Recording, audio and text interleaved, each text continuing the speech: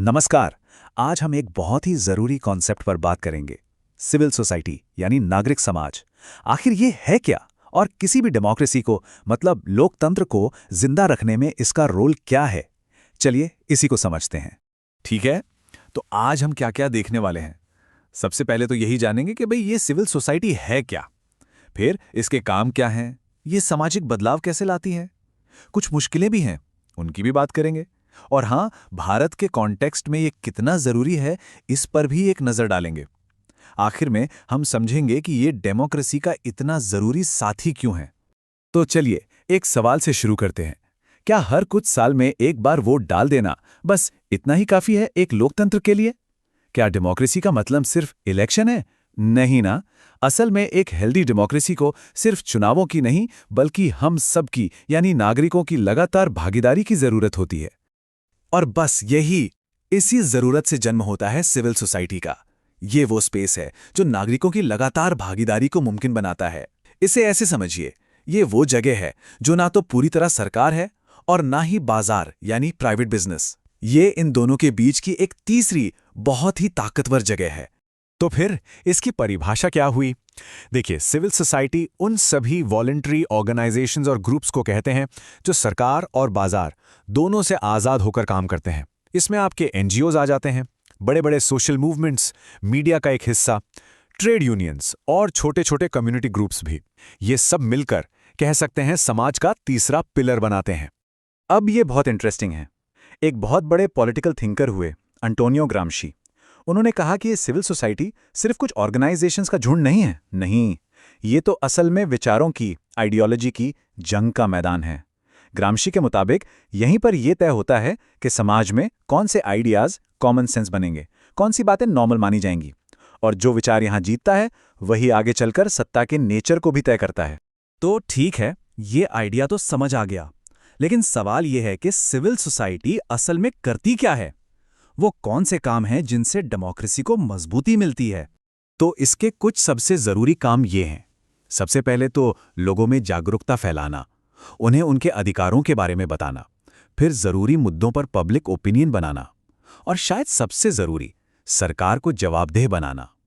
यह सरकार पर एक तरह का चेक एंड बैलेंस रखती है, उसे याद दिलाती है कि असली पावर तो लोगों के हाथ में है, और साथ ही ये आम नागरिकों को पॉलिटिक्स में हिस्सा लेने के लिए भी मोटिवेट करती है।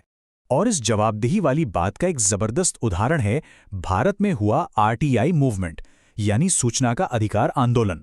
ये सिविल सोसाइटी की ही लगातार कोशिशों का नतीजा था, जिसने सरकार को एक ऐसा कानून बनाने पर मजबूर किया जो उसे ज्यादा पारदर्शी और अकाउंटेबल बनाए। सोचिए, इस एक कानून ने हर आम नागरिक के हाथ में ये ताकत दे दी कि वो सरकार के कामकाज पर सीधे सवाल पूछ सके। लेकिन बात सिर्फ सरकार पे नजर रखने की नहीं है। सिविल सोसाइटी इससे कहीं आगे बढ़कर समाज को बदलने का, सोशल चेंज का एक बहुत बड़ा इंजन भी है। ये समाज की उन गहरी दिक्कतों को पहचानती है जिन पर शायद किसी का ध्यान नहीं जाता, और फिर उनके हल के लिए आवाज उठाती है। और ये बदलाव आता कैसे है? इसका एक पैटर्न है। सबसे पहले कोई सिविल सोसाइटी ग्रुप या ऑर्गेनाइजेशन किसी मुद्दे को पहचानता है, फिर वो आंदोलनों के जरिए कैंपेन चलाकर लोगों को उस मुद्दे से जोड़ता है, पब्लिक सपोर्ट तैयार करता है, और जब ये सपोर्ट एक बड़े जन दबाव में बदल जाता है तो सरकार को भी झुकना पड़ता है, पॉलिसीज बदलनी पड़ती हैं और समाज में सुधार आता है। और इसके उदाहरण तो हमारे चारों तरफ हैं।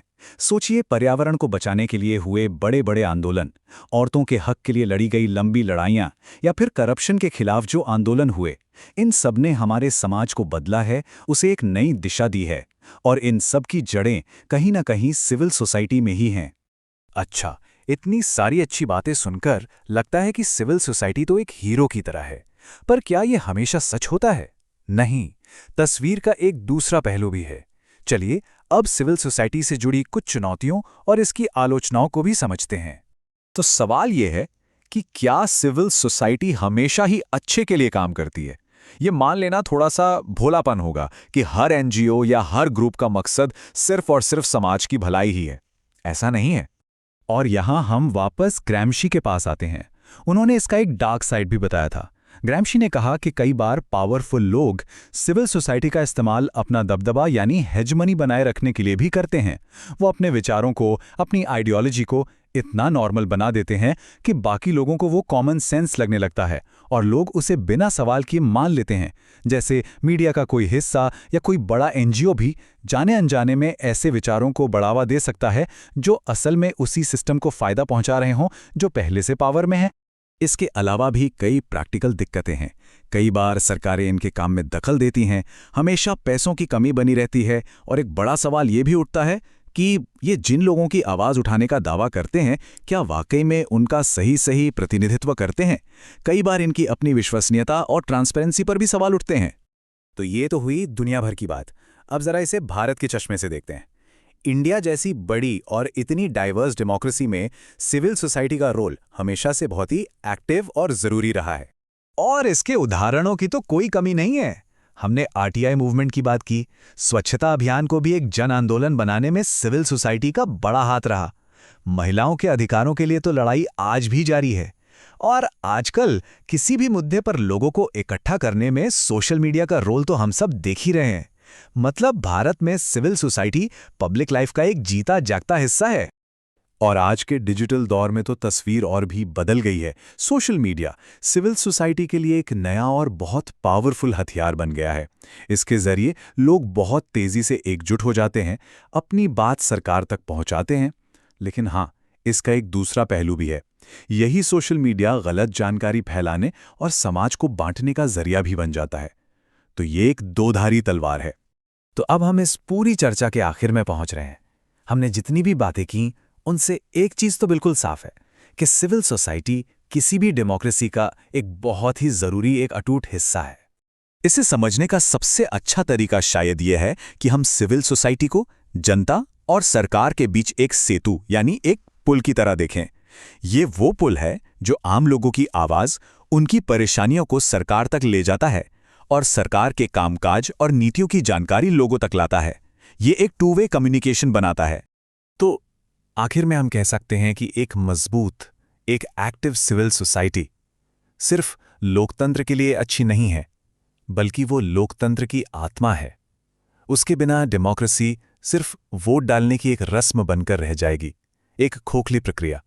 तो जाते जाते एक सवाल सबके लिए, आज की इस डिजिटल दुनिया में जहां हर किसी के हाथ में अपनी आवाज है, हम और आप, हम सब सिविल सोसाइटी में कैसे हिस्सा ले रहे हैं?